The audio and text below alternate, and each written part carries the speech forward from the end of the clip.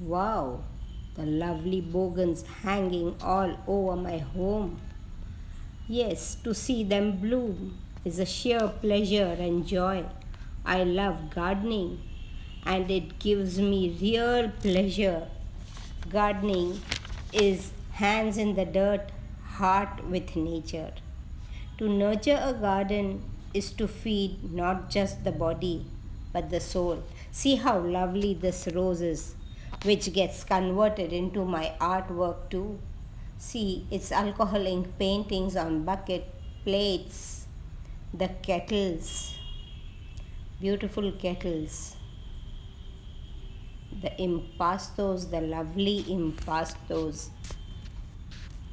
Friends, I take classes of all these impastos, alcohol ink paintings, plate paintings, rock paintings, resin art, and the thread painting, which is one of its kind and found only with Fehmis. So friends, don't forget to subscribe my channel and stay tuned for my next video on some lovely and different type of artwork. Do subscribe Fehmi's Art.